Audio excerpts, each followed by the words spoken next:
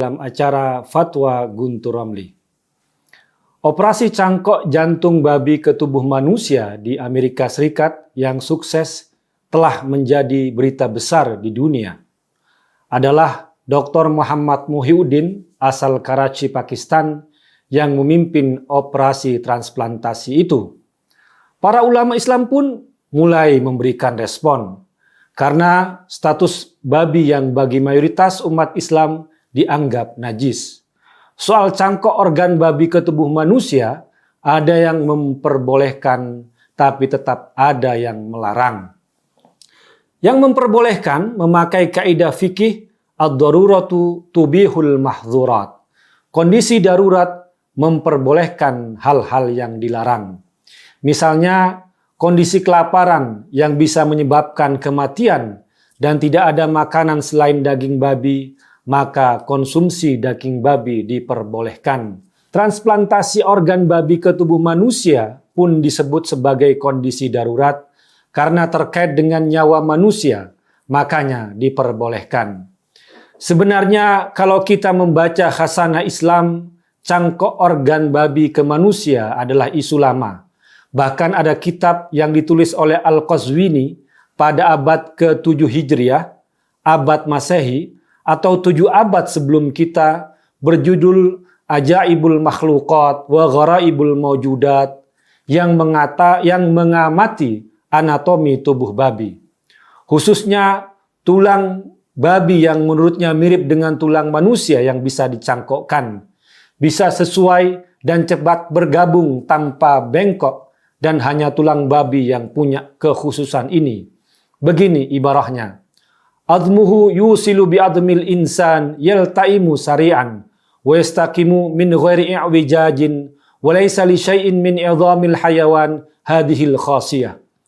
Michael Swadel, penulis buku Swine in the Laboratory tahun 2016 menjelaskan, mayoritas organ sistem babi punya kesamaan hingga 90% jika dibandingkan dengan sistem pada manusia, baik dalam hal anatomi maupun fungsi. Dalam ranah fikih, mayoritas pendapat ulama, jumhur ulama mengatakan babi adalah haram sekaligus najis. Ini juga yang dipegang mayoritas ulama di Indonesia. Namun, ada pendapat yang menganggap babi itu suci, tahir. Yang diharamkan hanyalah mengkonsumsi dagingnya, lahmul khinzir. Ini pendapat madhab Malikiyah, salah satu madhab yang diakui dari 4 madhab di NU, Hanafi, Maliki, Syafi'i, dan Hambali, dan madhab Zahiriyah dari Daud al-Zahiri. Meskipun mayoritas ulama kita telah sepakat soal haram dan najisnya babi, tapi saya tetap ingin mengajak Anda berkelana membaca khasanah Islam yang sangat kaya, dan ada banyak keragaman pendapat. Karena arti fikih pun sebenarnya adalah pemahaman, al-fahmu, pemahaman para ulama. Namanya pemahaman antara ulama pastinya tidak akan satu ragam. Kita bisa menemukan pendapat yang beraneka ragam, bahkan saling bertentangan. Dalam surat Al-An'am 145 yang berbicara soal hal-hal yang diharamkan, au lahma khinzirin fa innahu rijzun, atau daging babi karena itu rijzun. Para ulama berbeda pendapat soal arti rijzun dari ayat tadi. Apakah maksud daging babi sebagai rijzun? Bagi mayoritas ulama, rijzun adalah kotor dan najis. Artinya babi itu najis semuanya, baik yang masih hidup atau yang sudah jadi bangkai. Namun ada ulama bernama Imam Asy-Syaukani dalam kitab As-Sailul Jarrar yang mengartikan rijzun itu artinya haram, bukan kotor dan najis. Al-muradu birijzi huna al-haramu kama yufiduhu siyaqul ayah. Wal maqsud minha fa innaha uridat fima yuhramu akluhu la fima huwa najasun.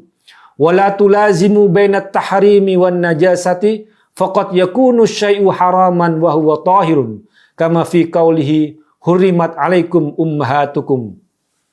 Kemudian Imam Asy-Syaukani mengajak kita jangan menyamakan yang diharamkan berarti dinajiskan. Karena tidak semua yang haram itu najis. Contohnya ayat 23 surat An-Nisa. Diharamkan bagi kamu menikahi ibu-ibumu. Menikah dengan ibu itu haram. tapi tidak berarti ibu itu najis bagi kita. Kesimpulannya, bagi ulama yang menganggap babi itu suci, tapi tetap mengharamkan dagingnya kalau dikonsumsi, inilah madhab Malikiyah dan Zahiriyah. Karena babi itu suci, maka diperbolehkan memanfaatkan organ tubuh babi selain dikonsumsi. Misalnya memanfaatkan kulit dan bulu babi, atau pankreas, ginjal, paru, dan kini jantung babi. Ini juga yang menyebabkan perbedaan fatwa mengenai pemanfaatan gelatin babi dalam dunia farmasi. Bagi mayoritas ulama yang menganggap babi itu najis, maka pemanfaatan gelatin babi diharamkan. Namun bagi yang menganggap babi itu suci, tahir, maka pemanfaatan gelatin babi dalam dunia obat-obatan diperbolehkan. Apalagi saat ini, beberapa jenis vaksin COVID-19 mengandung gelatin babi. Tapi gelatin babi yang sudah mengalami proses transformasi kimiawi yang telah berubah wujudnya, istihala, yang sebenarnya sudah tidak identik lagi dengan babi. Seperti halnya alkohol dari tua yang sebelumnya haram, tapi kalau sudah berubah istihalah menjadi cuka, maka menjadi halal. Akhirnya, meskipun mayoritas ulama berpendapat babi itu najis, tapi kita tidak boleh menutup mata ada pendapat lain yang menganggap babi itu suci, tahirun. Yang diharamkan hanyalah konsumsi daging babi saja. Karena ayat Al-Quran konsisten menggunakan terminologi daging babi, lahmul khinzir. Baik dalam ayat 173 surat Al-Baqarah, innama harrama alaikumul maitata wa dama wa lahmal khinzir. Ayat 3 surat Al-Maidah, hurimat alaikumul maitatu waddamu walahmul khinzir. Dan ayat 145 surat Al-An'am, aw lahma khinzirin fa innahu rijsun. Daging babi yang diharamkan dikonsumsi, dagingnya saja. Ini isu penting bagi kita. Soal babi bukan lagi isu najis atau konsumsi daging babi, tapi soal masa depan peradaban manusia. Karenanya pemanfaatan organ babi untuk bidang kesehatan dan pengobatan dihalalkan. Karena itu tidak perlu terlalu alergi kepada babi, kecuali pada dagingnya untuk dikonsumsi.